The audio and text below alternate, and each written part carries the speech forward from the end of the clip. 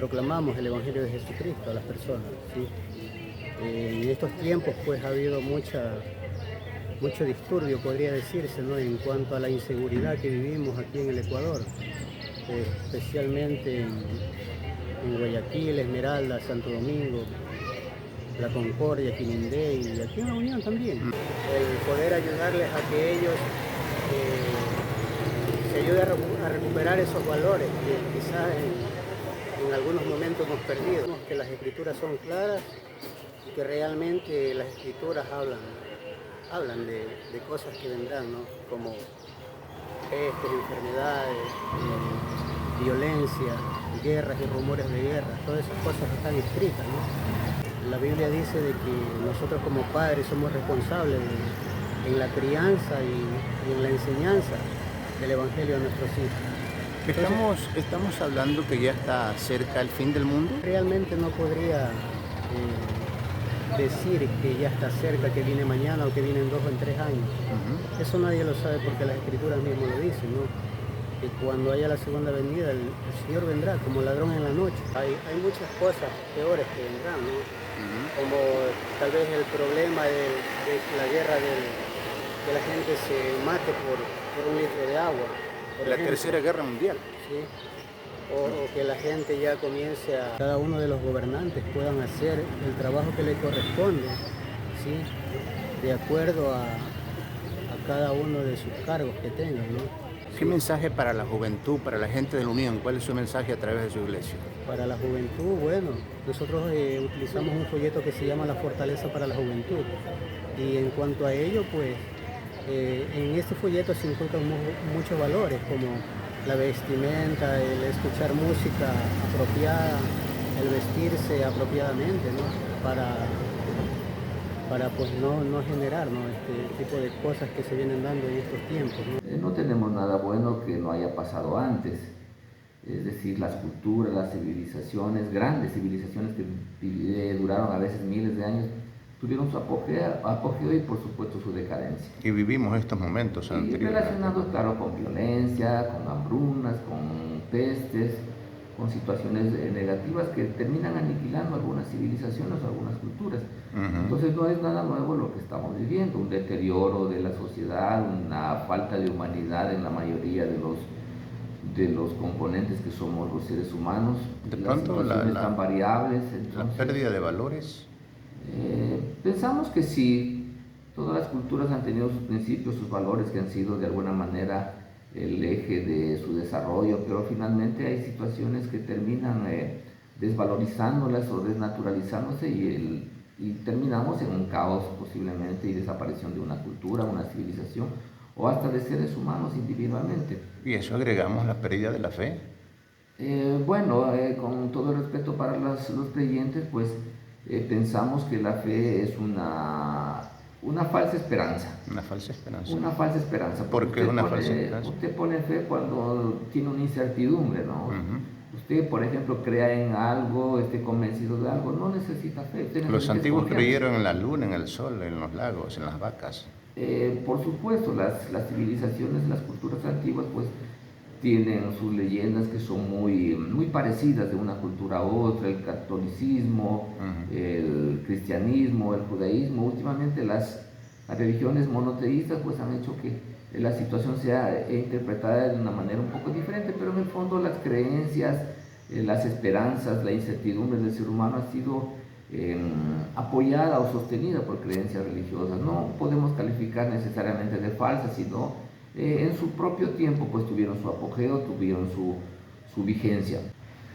Bueno, la Biblia es uno de los libros sagrados de la gente católica, ¿no? Pues para otros no tiene el valor que le dan ellos. Igual es muy respetable la situación, por ejemplo, de los maometanos, cuya Biblia de ellos es el Corán. Es decir, cada civilización, cada cultura, cada organización pues tiene su libro sagrado. Y cada quien pues cree justamente en un Mesías, principalmente en las religiones monoteístas, pues cree en un Mesías y un Salvador. El ser humano, pienso, ha creado pues esa idea de una vida, de pronto se encontró solo en esta vida, pues si se imagina a dónde voy a ir después de que muera. Entonces no es asunto nuevo de la situación actual que se está viviendo de desvalorización y de situaciones adversas. El ser humano pues tiene que sobrevivir, el ser humano pues está dedicado a sobrevivir, a alcanzar un poco más de tiempo en esta única y última vida. No tenemos una vida anterior, no tenemos una vida nueva. Pues con el respeto que se merece la persona que dice que vendrá otra vez, son más de 2000 años y no se acuerda de venir. Acá la gente sigue malinterpretando o utilizando mal esas esperanzas, esa fe en un Salvador que no existe. Yo pienso que Jesucristo es un Mesías más de los muchos que han habido. Hablamos de Mahoma, por ejemplo, las religiones abrahamistas, donde Abraham realmente tiene un sentido bastante valioso, importante para el cristianismo, para el judaísmo, estábamos hablando de los mahometanos. Pero no, pues cada quien tiene el derecho de creer y vivir de acuerdo a esas creencias religiosas e inclusive utilizarlas como guías de ética y de moral. La ética es muy diferente a la moral, pero nuestra gente piensa, pues uno es bueno porque es católico, uno es bueno porque es judío, uno es bueno porque es cristiano. No es así. Usted puede ser bueno sin tener una religión, como nosotros somos los ateos. No tenemos una religión que seguir. Para nosotros, pues nuestra guía es la ciencia, es el estudio científico, las evidencias. Por ejemplo, en el cielo supuestamente va a estar el león y su presa. ¿Cómo es posible? El león no se puede desnaturalizar y decir que en el cielo vaya a ser ya no carnívoro, sino herbívoro. Eso es imposible. Tenemos la libertad de hacer. Y nosotros los ateos, pues respetamos eso. Respetamos la creencia, en lo posible tratamos de no minimizar de ninguna manera, aunque hay evidencias muy claras de que el cristianismo u otras religiones más han servido para lucrar a algunas personas, sacar provecho, hacer milagros económicos, entre comillas. Los milagros, usted ve, ya no se dan ahora. ¿Por qué? Porque hay otro tipo de milagros. El Vaticano, por ejemplo, tiene un banco sumamente millonario. ¿Qué tiene que ver la vida espiritual con el dinero? Pues mucho, según usted ve en el caso de los cristianos, pues los pastores, hay muchos que tienen, yo qué sé, su mansión, tienen sus mujeres, tienen sus medios físicos, y el que aporta la oveja pues no tiene más que una casita, no tiene más que problemas, y pues que piden de una manera totalmente absurda, yo diría. ¿Cómo se puede pedir a la gente que aporte sus diezmos que eso es para Dios? Pues pídanle directamente a Dios, pues los pastores deberían pedir directamente a Dios y Él les va a dar. Usted cuando necesita dinero le dice, anda, reza por Dios para que te dé. Y ellos, en cambio, reciben directamente su dinero. Los ateos no creen en Dios. ¿En quién creen? Bueno, le repito, los ateos creemos en la verdad, en la ciencia, en la evidencia. No creemos en cosas que suponemos que nos pueden... ¿Cuál es la verdad para usted de lo que está ocurriendo en el mundo? Bueno, la verdad es una lectura real de las cosas, sometida a pruebas, a estudios. Como le decía, hay procesos que cíclicamente han pasado en la historia de la humanidad. Ninguna cultura, ninguna civilización ha sido para siempre. ¿Qué debemos hacer para que haya cambios entonces? Bueno, primero tenemos que apegarnos a la realidad, a la verdad, a la ciencia, ¿no? No podemos pensar que en un momento dijeron que la Tierra daba la vuelta alrededor del Sol y eso se mantuvo durante siglos, y ahora pues ya aceptamos que no, y aparentemente la Biblia va a decir que no, que la Tierra es la que gira alrededor del Sol. Apegarnos a la ciencia, eso es lo que ha hecho durante siglos. Tuvimos el periodo del oscurantismo, donde obviamente, por ejemplo, mujeres eran perseguidas por brujas, eran quemadas. Es inaudito. ¿Cómo pudo haber hecho eso o haber permitido Dios, si es que existiera, cómo pudo haber permitido que se quemen a las mujeres, a las brujas supuestamente?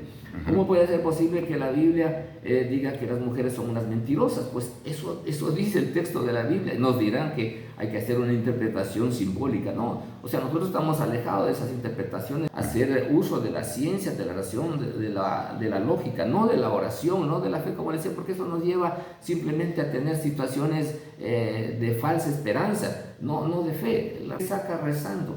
¿Qué saca? Yo pienso que entreteniéndose es parte de su cultura, parte de su forma de ser, nada más. La oportunidad de manifestar pensamientos, ¿no? Pensamientos que nos ayudan a nosotros a repensar la vida.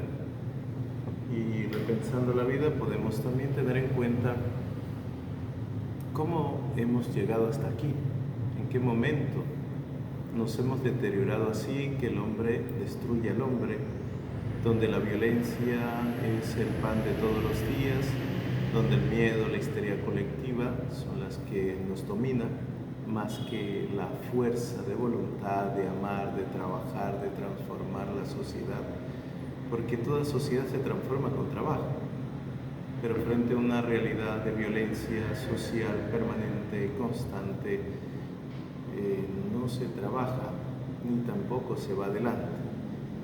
Entonces, pero también dentro del contexto de la fe en el que vivimos, ¿cómo se ha ido deteriorando la fe en el pueblo de Dios?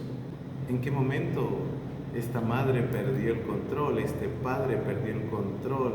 ¿En qué momento dejó de comunicar la fe, esos valores del Evangelio, o de importarnos esos valores de la vida, verdad? Y dentro de esos valores de la vida, ¿por qué no luchar por el bien? ¿Y por qué destruirnos unos a otros que no nos lleva a ninguna parte? ¿En qué parte de la sociedad debe ir este mensaje? Yo creo que en toda la sociedad, en toda la estructura, porque una sociedad se construye de familias, ¿verdad? Sin embargo, como que hay una ausencia de Dios en esta humanidad, ¿no? Y luego también nos acompaña el miedo. El miedo, ya nuestra gente no camina en la fe por el miedo. Y otra parte también, como que nuestra fe se ha debilitado. La fuerza profética ya no suena con tanta fuerza dentro de esta sociedad a la cual estamos llamados a convertirnos, ¿verdad? Esta descomposición social que vive el mundo es una lectura que viene aplicada en el libro o en los libros de la Biblia. Bueno, la Sagrada Escritura, como bien sabemos todos, ¿verdad? Es un libro de la vida, ¿verdad? Porque es la historia de un pueblo. Y ese pueblo pasó por varios momentos, estar cerca de Dios y estar lejos de Dios. El estar lejos de Dios le llevó a deteriorarse y autodestruirse, hasta autodemigrarse como tal, Sodoma y Gomorra, se escucharán, ¿verdad? Hasta tal punto, hoy el libro del Apocalipsis, que se manifiesta desde muchos puntos de vista, que lo enfocan algunos por el miedo, el terror, cuando el libro del Apocalipsis nos habla de esperanza. Si nosotros deforestamos todos los bosques, pues el sol vendrá más fuerte. Esto estamos llamándolo como el fin del mundo, como el anuncio de Sodoma y Gomorra. ¿Estamos hablando ya, por ejemplo, de esos días? Bueno, yo no diría tan pesimista ni fatalistamente, ¿no? Es el ser humano como tal, ¿no? Es decir, si usted y yo comprendiéramos que Dios nos ama, no haríamos violencia el hombre contra el hombre. Vemos que conflictos tenemos a nivel político, conflictos tenemos a nivel social, conflictos tenemos a nivel religioso, conflictos tenemos a nivel de armas, de familias. ¿Dónde vamos? ¿Verdad? ¿A quién hay que poner en el centro? Hay que poner a Dios. Pero desgraciadamente hemos caído en una polarización del egoísmo, del deseo del tener, del poder, la avaricia, al costo del precio de la propia vida. Este es un reto para la Iglesia Católica. Yo creo que más que un reto para la Iglesia Católica, es un reto para cada uno de nosotros cristianos, porque usted es iglesia. La iglesia está fundada en cada uno de nosotros bautizados, pero muchas veces acudimos a otra realidad, ¿verdad? Acudimos al pacto con el mismo demonio en la búsqueda del tener, del poder. Entonces nos vamos alejando más de Dios. ¿Cuál es el mensaje de la Iglesia en estos momentos que actualmente vive el mundo? Vive la Unión, Quilindé. Bueno, yo en este momento le diría a todo el pueblo de la Unión a no perder la fe, la confianza.